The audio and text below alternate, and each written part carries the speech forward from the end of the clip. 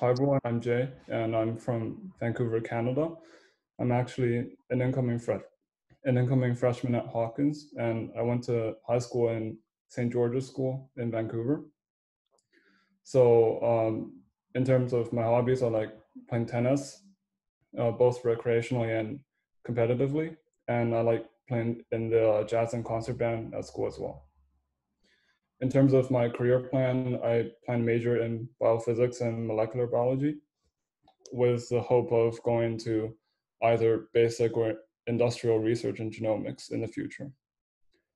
So today I'm going to be talking about a project that I've been working on for the past 2 months called Lifting the Pyramid. Um, this project spun out of the MIT COVID-19 hackathon that took place in early April. So as of yesterday, there are more than 14 million COVID-19 cases worldwide and 3.6 million cases in the United States alone, according to data from Johns Hopkins.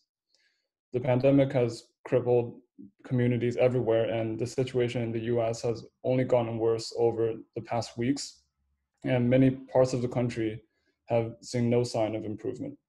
At this point in the pandemic, it's painfully clear that unequal access to healthcare has amplified the severity of the pandemic for certain groups. As you can see in this figure, the Black and Latino incidence for COVID-19 in the US is significantly higher than their white counterparts. Indeed, medically underserved minority groups generally have less access to healthcare and health insurance, which has contributed to their disproportionate burden from COVID-19. Healthcare workers have also been one of the most severely affected groups as patient fatalities continue to increase and resources remain scarce. Healthcare workers are also especially vulnerable to emotional distress given their risk of exposure to the virus, concern about infecting and caring for their loved ones, shortages of protective equipment, PPE, and longer work hours, and involvement in ethically difficult resource allocation decisions.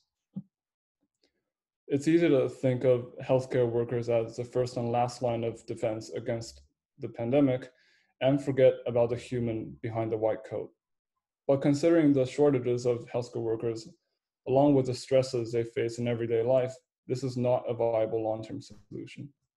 To make matters worse, the culture around healthcare in the United States is largely reactive, and healthcare begins after sickness has already taken root. However, the best way to maintain long-lasting improvements in public health is by focusing on prevention, and proactively increasing public health awareness is a reliable way to achieve that goal. For example, Singapore, which has been largely successful in fighting COVID-19, has a 96% health literacy rate as of 2015, according to the Health Promotion Board in Singapore. Given the unique health effects of COVID-19, the uncertainty of vaccine development, and the impracticality of herd immunity, there is an urgent need for higher health literacy. As states reopen to ease the economic burdens of this crisis, we must consider the associated health risks, including a second wave of COVID-19 cases that may overlap with the seasonal flu outbreak. So here's where Lifting the Pyramid LTP comes in. The idea is to gather and mobilize community health ambassadors who will work to raise health literacy rates and promote good public health practices in communities. And in the longer term, we hope to mobilize more community members to perform important non-medical tasks that free up healthcare provider time at the point of care.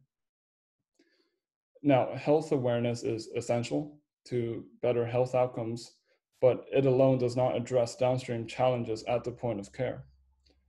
With the increasing shortage of medical workers, we believe direct intervention will free up healthcare worker time, enough to maintain adequate service at the point of care. So we anticipate that this two-pronged approach will ease the burden of the healthcare system, and that by fortifying the public health pyramid, which I'll go into in a second, we can improve health outcomes both in the short and long term. Shown here is a public health pyramid, which most of you have seen before in Dr. Cohen's presentation a few weeks ago. And so bearing in mind this public health pyramid, LTP first aims to establish a durable community level intervention that works to inform and improve health decisions, which addresses the second bottom part of the pyramid. And now I'll just quickly walk through the process of LTP. So first, the first part of our solution is to mobilize youth, which is defined by the World Health Organization as ages 15 to 24, which is also a group of individuals often overlooked in the fight for better health outcomes.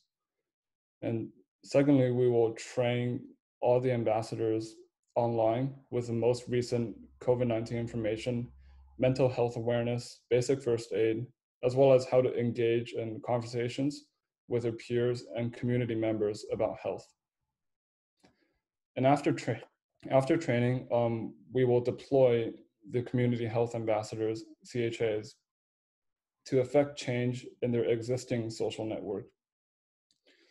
And after deployment, we will measure the impact of the ambassador activity through various impact metrics.